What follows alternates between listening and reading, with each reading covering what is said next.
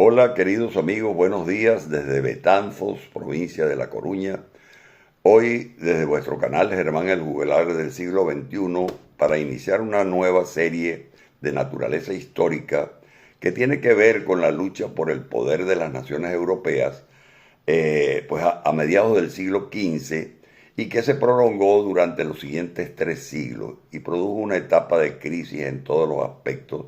de la vida de este continente, demográfica, económica, social, feudal y religiosa.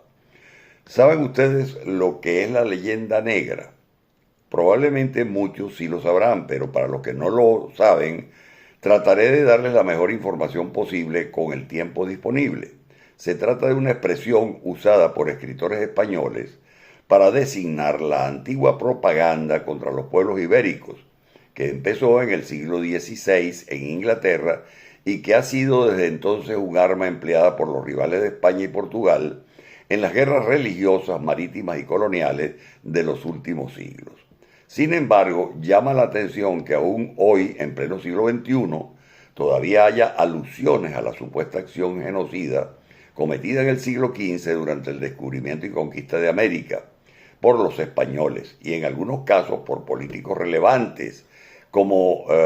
lo ha dicho Andrés Manuel López Obrador, expresidente de México, y de su sucesora Claudia Sheinbaum, quienes en reiteradas ocasiones se han pronunciado pidiendo que el Reino de España pida perdón a México por los excesos cometidos durante hace 6 siglos en el descubrimiento y conquista del Imperio Azteca o Mexica a partir de 1519 por Hernán Cortés en nombre de la Corona de Castilla y Aragón. En mi opinión, una postura política absurda, pues hay que empezar diciendo que en ese momento ni México ni España existían como estados. Es como pretender que España hoy le solicitara a Siria el perdón por los supuestos excesos que hubiesen cometido en Hispania una rama del califato omeya de Damasco, primero con el Emirato de Córdoba desde el año 711 hasta el 929 y luego por el Califato de Córdoba al Andaluz hasta el año de 1492 en la península ibérica. Y por otra parte, una tergiversación de la historia, pues en aquel siglo XVI la violencia era parte de la vida cotidiana, tanto en la vieja Europa como en la recién descubierta América. En Europa, la lucha por el poder entre los señores feudales y las antiguas monarquías sufrían un reacomodo constante que traería como consecuencia el nacimiento de la Edad Moderna y el Renacimiento. Y en el nuevo mundo americano, los centros de poder de los imperios indígenas habían llegado a la práctica de costumbres que resultaban inaceptables para los pueblos indígenas sometidos a su jurisdicción. En el caso del descubrimiento y posterior conquista del imperio de los mexicas o aztecas en Mesoamérica, resultó de suma importancia que esto estuviese a cargo de Hernán Cortés de Monroy y Pizarro Altamirano, nacido en 1485 en Medellín y perteneciente a la pequeña, aunque empobrecida, nobleza de la Extremadura hispánica, pues era un hombre ilustrado que había estudiado latín y leyes en la Universidad de Salamanca, por lo que en 1504 decidió abandonar la península ibérica y probar suerte en las islas del Mar Caribe para regentar una plantación en la Española Oriental, hoy República Dominicana, y trabajar como notario en Azúa de Compostela, y luego decidió participar en la conquista de la isla de Cuba en 1511. 7 años más tarde y con 30 y tantos años deseaba alcanzar la fama y la gloria, como todos los hidalgos de aquella época, aunque quizás no solo buscaba oro, pues era un hombre profundamente religioso y el espíritu evangelizador para él era una motivación adicional con el fin de seguir abriéndose camino en el Nuevo Mundo. En ese momento, Diego Velázquez, el gobernador de Cuba, ya había enviado varias expediciones para explorar la costa continental de América y a partir del año 1517, y estas habían informado de extraños monumentos de piedra antiguos y de nativos vestidos de forma brillante y que se adornaban con objetos de oro fino. El gobernador organizó otra expedición y eligió como jefe a Hernán Cortés, que le había servido como alcalde en Santiago de Cuba. Se alistaron 11 naves con 500 soldados y 100 marineros, todos ellos aventureros y buscadores de tesoros. Hasta el último momento el gobernador de Cuba estuvo receloso de Hernán Cortés y trató también de cambiar su mando por su lugarteniente, pero era demasiado tarde. Cortés inició la expedición y puede que no fuera un militar connotado o un general, pero sí era un verdadero líder. No estaba al mando de un ejército profesional, sino era un caballero que tomaba sus decisiones por consenso con otros caballeros, el primero o uno más entre ellos, a quienes convencía solo con su carisma y visión. Era un hombre de muchísimas contradicciones, pero capaz de tomar decisiones siempre exitosas, aunque en algunos casos despiadadas y crueles. Llegó a Mesoamérica el 22 de abril de 1519 a un islote frente a San Juan de Ulúa, en territorio ubicado actualmente en el estado de Veracruz, al que bautizó como Villa Rica de la Veracruz.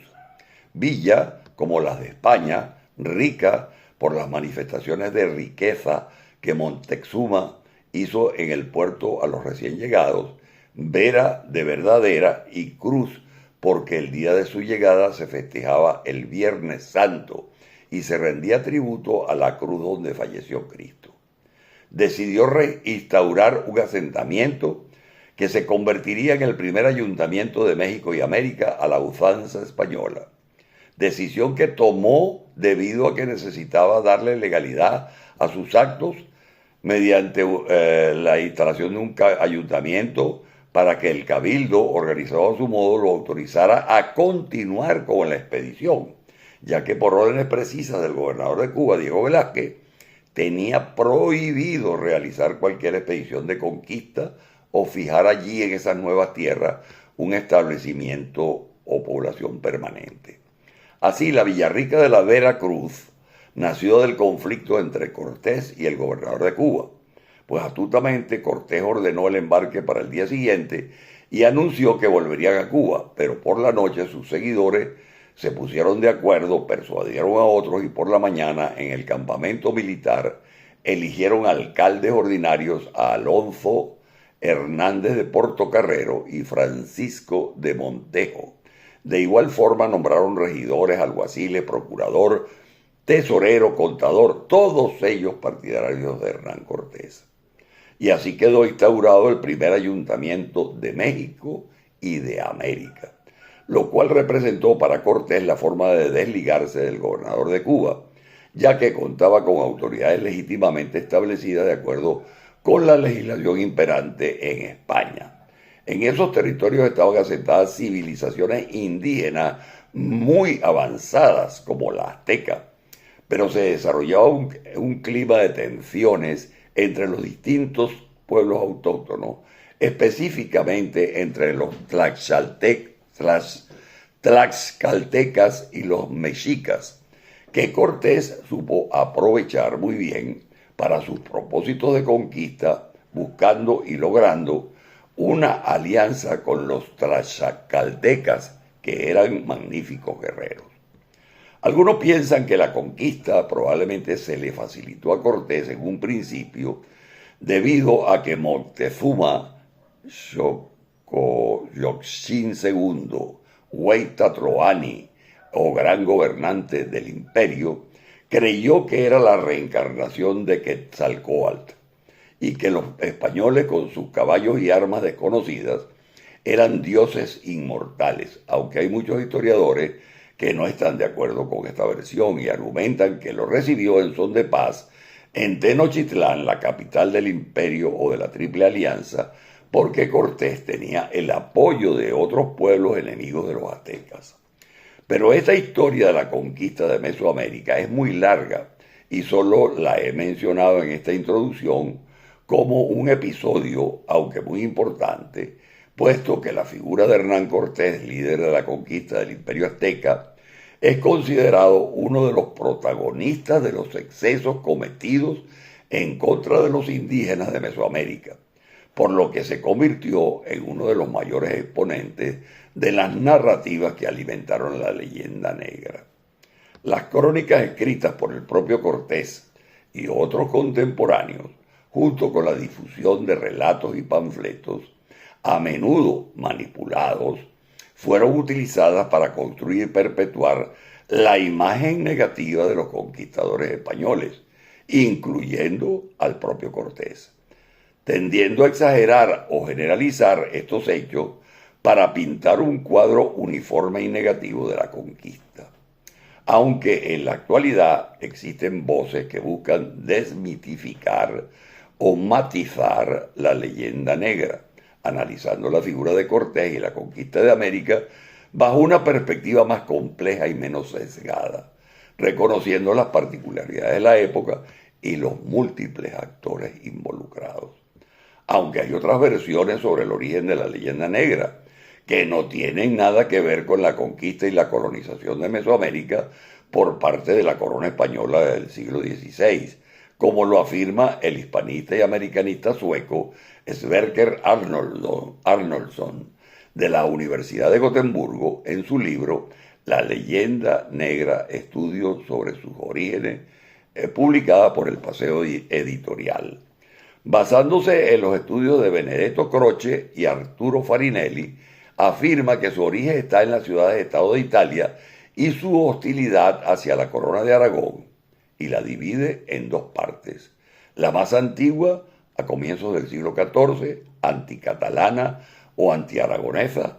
y la otra más moderna que se forma a partir de 1500 y que ha permanecido posteriormente. Bueno, queridos amigos, en aras del tiempo voy a cortar aquí esta charla y continuaremos el día de mañana con la segunda entrega de esta serie. Que tengan ustedes todos un muy buen fin de semana.